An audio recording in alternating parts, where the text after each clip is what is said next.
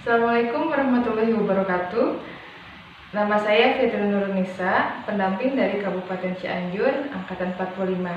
Pada kali ini saya akan mensimulasikan P2K2 modul kesehatan dan gizi, sesi pentingnya gizi dan layanan kesehatan ibu hamil. Langkah 6, memastikan ibu dan bayi mendapatkan layanan jaminan kesehatan nasional. Ibu, di sini pasti udah pada melahirkan ya? Udah pernah melahirkan? Iya, Udah berapa kali Ibu melahirkan, Bu? 2 kali 2 kali. Di mana, Bu? di bidan. Di bidan. Bayar nggak, Bu? Enggak, soalnya kan punya kartu KIS. Oh, gitu. Nggak bayar ya, Bu ya? Ya, Ada yang bayar nggak yang lainnya? ada Berapa nih kira-kira biayanya kemarin? Habis berapa? kurang lebih 1,5 juta. Oh, 1,5 juta. Ya. Di mana? Di bidan? Di bidannya, Bu. Oh, gitu.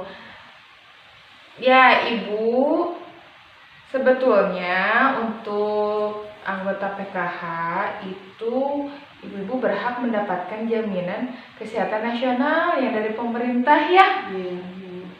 Nah, dengan pemberian JKN ini atau sekarang itu BPJS ya atau KIS itu bisa membantu ibu-ibu dalam melayani kesehatan. Nah, di sini ada yang sudah memiliki KIS atau BPJS? Ada Ada, rata-rata punya ya? Ada yang nggak punya nggak? ada Oh, ada yang nggak punya. Nah, ya Ibu, ini di sini nanti ada film. Film di sini akan menerangkan tentang bagaimana sih membuat KIS untuk Iya. penerima PKH. Jadi ibu-ibu yang belum dapat kartu KIS nanti bisa mendaftarkan dirinya. Ya, Oh iya, Bu.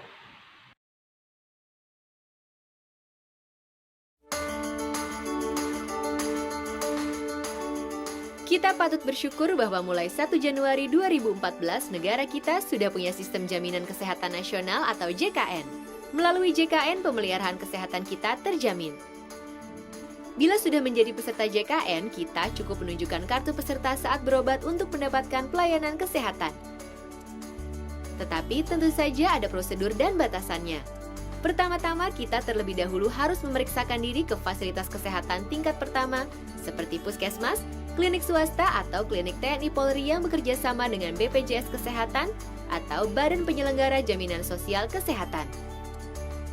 Ingat, kita harus memeriksakan diri ke fasilitas kesehatan tingkat pertama terlebih dahulu.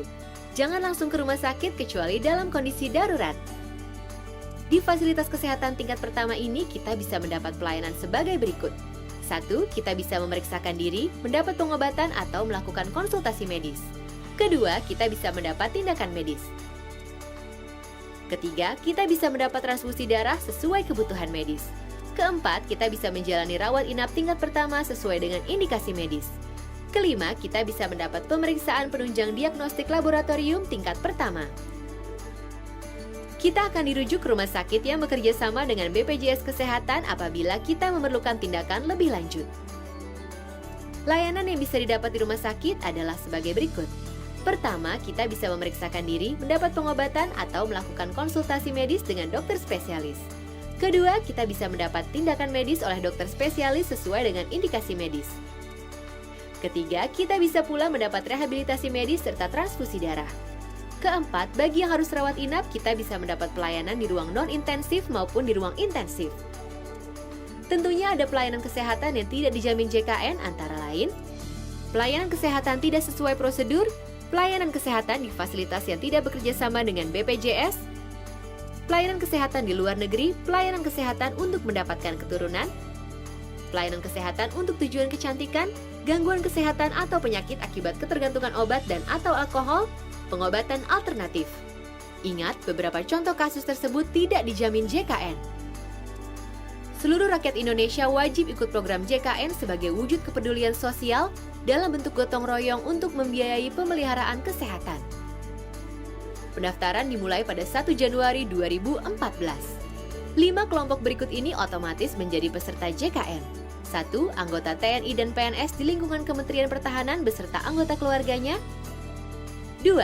Anggota Polri dan PNS di lingkungan Polri beserta anggota keluarganya. 3. Peserta ASKES yakni semua pegawai negeri sipil di Indonesia beserta anggota keluarganya. 4. Peserta JPK Jamsostek beserta anggota keluarganya. 5. Para penerima bantuan iuran atau PBI. Peserta di luar kelompok tadi yaitu pegawai swasta lainnya, pekerja bukan penerima upah dan bukan pekerja, dapat mendaftarkan diri di kantor BPJS Kesehatan terdekat baik secara perorangan maupun kelompok. Caranya, isi formulir registrasi, BPJS Kesehatan akan memberi Anda nomor virtual account. Lalu lakukanlah pembayaran ke salah satu bank yaitu BNI 46 atau BRI atau Bank Mandiri dengan mempergunakan virtual account tersebut. Setelah membayar, serahkan bukti bayar ke kantor BPJS Kesehatan tempat mendaftar untuk mendapat kartu peserta JKN. Masyarakat miskin dan tidak mampu yang sudah terdaftar sebagai peserta penerima bantuan iuran atau PBI, iurannya dibayarkan oleh pemerintah. Saat mendaftar ada 3 kategori iuran JKN yang bisa dipilih. Pertama, iuran Rp59.500 per orang per bulan untuk mendapat pelayanan di ruang perawatan rumah sakit kelas 1. Kedua, iuran Rp42.500 per orang per bulan untuk mendapat pelayanan di ruang perawatan rumah sakit kelas 2. Ketiga, iuran Rp25.500 per orang per bulan untuk mendapat pelayanan di ruang perawatan rumah sakit kelas 3.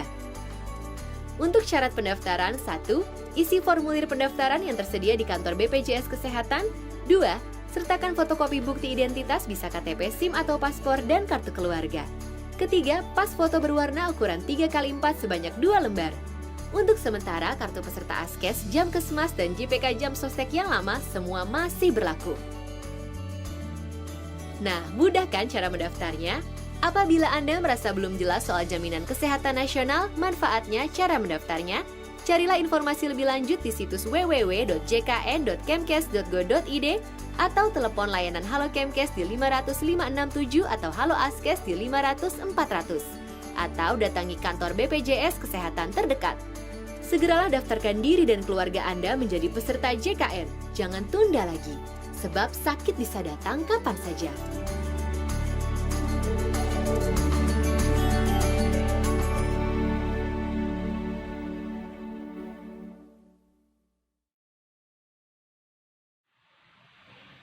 Ibu-ibu, seperti yang tadi di film, ya yang diputarkan di film, ini juga ada kesimpulannya.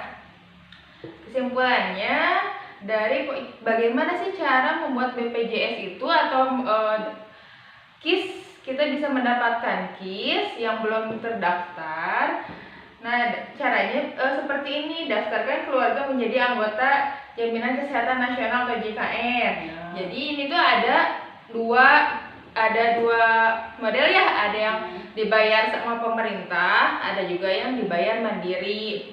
Fungsinya juga sama-sama untuk melayani kesehatan, mempermudah kita mendapatkan pelayanan kesehatan. Nah, untuk ibu-ibu PKH di sini, kita bisa mendapatkan JKN dengan bantuan dari pemerintah atau dinamakannya BPJS PBI, penerima bantuan iuran. Ini merupakan program jaminan kesehatan BPJS untuk fakir miskin dan orang tidak mampu.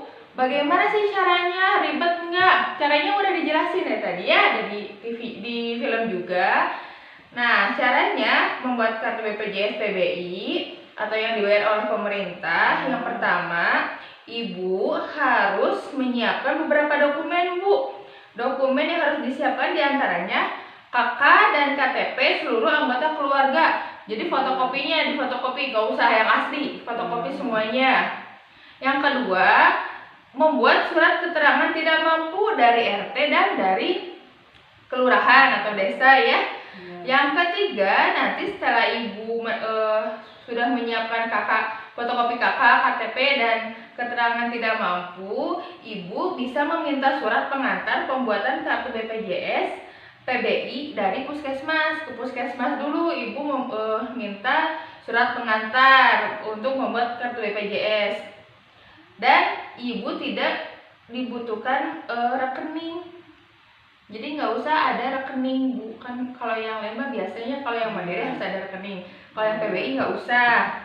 Nah, setelah lengkap persyaratannya, nanti ibu bisa pergi ke kantor BPJS Kesehatan. Di sini ibu serahkan berkas-berkasnya. Nanti di BPJS Kesehatan dipandu oleh orang BPJS Kesehatannya. Nah, setelah dikirim ke BPJS Kesehatan, nanti ibu akan menerima kartu BPJS yang sama seperti yang lainnya. Contohnya seperti ini ya, kartu BPJS-nya. Kartu BPJS ini bisa digunakan untuk berbagai layanan kesehatan, termasuk untuk ibu hamil ya. Nah, bagaimana Bu kalau yang bayinya ya, yang lagi hamil? Kalau bayinya gimana? Bayinya juga sama. Jadi bayinya juga bisa mendapatkan BPJS Kesehatan atau KIS ini, jaminan kesehatan. Dan itu untuk BPJS PBI untuk bayi sudah otomatis bisa mendapatkan BPJS PBI ini. Tapi sama prosedurnya, harus bikin seperti ini lagi Bu, harus mengajukan lagi ke BPJS-nya. Caranya gimana? Sama seperti cara pembuatan kartu BPJS yang biasa, hanya di sini nanti ditambahkan surat keterangan lahir dari bidan atau dari rumah sakit. Terus nanti menunjukkan BPJS asli dari ibunya. Jadi itu si bayi udah otomatis mendapatkan KIS ini nginduk dari ibu kandungnya ya. Jadi yang pertama ibu bawa surat keterangan lahirnya, terus menunjukkan kartu BPJS ibunya yang melahirkan. Nanti mengisi data isian, terus yang ditandatangani oleh orang tuanya, salah satu orang tuanya. Yang keempat, pengisian NIK bayi. Nanti menggunakan nomor kartu keluarga dulu, karena kan bayi belum ada NIK-nya ya. Selama kita kan kalau kita itu ada KTP, pasti ada NIK-nya. Kalau bayi kan belum ada nih, belum punya KTP, jadi menggunakan kakaknya dulu, nomor kakak. Setelah itu, setelah selesai, bayi itu dikasih waktu 3 bulan untuk memperbaiki nama si bayi itu. Jadi kan kalau asalnya bayi apa belum dikasih nama dong ya Bu ya, kalau baru lahir ya. Pasti namanya bayi ibu apa gitu ya. Nah, itu nanti harus diperbaiki waktunya paling lama 3 bulan sejak mendapatkan KIS. Jadi ketika udah dapat, udah keluar kartunya, KIS-nya, ibu harus cepet-cepet segera memperbaiki ya. Untuk apa? Untuk mempermudah si bayi nanti ketika mendapatkan pelayanan kesehatan lainnya. Kan kalau udah 3 bulan udah dikasih nama belum Bu? Udah ya, udah dikasih nama. Dan nanti aktenya dibawa, kakaknya juga dibawa, nanti diurus lagi ke BPJS Kesehatan untuk diperbaharui. Oh gitu ya Bu? Ya gitu. Ngerti nggak Bu? Insya Allah ngerti Bu. Nah, tadi yang udah dijelaskan juga, jika peserta di sini, ibu-ibu di sini belum mempunyai JKN, maka Bapak Ibu bisa mengajukan seperti yang tadi yang saya utarakan ya. Iya Bu. Gak apa-apa, bikin aja. Apalagi ini kan sudah dibantu ini udah menjadi program pemerintah untuk mensehatkan warga negara kita sendiri gitu ya. Jadi kan bisa dipakai untuk layanan, banyak layanannya, bukan hanya untuk ibu hamil aja, tapi untuk penyakit-penyakit lainnya ya. Penyakit yang tidak ditanggung apa sudah tertera di film yang tadi kita putar. Nah Bu, setelah ini kan tadi ya, bagaimana sih cara mengambil kartu BPJS-nya gitu ya. Kok nggak datang-datang, biasanya suka gitu, nggak datang, nggak ada kartu BPJS-nya. Ibu setelah memasukkan dokumen-dokumen ini ke BPJS, Nanti Ibu kembali lagi ke BPJS untuk mendapatkan kartunya. Oh iya. Gitu. Ya. Iya. Jadi di sini harus punya BPJS ya. Iya. Ya. Didaftarkan kalau yang nggak punya. Iya, siap Bu.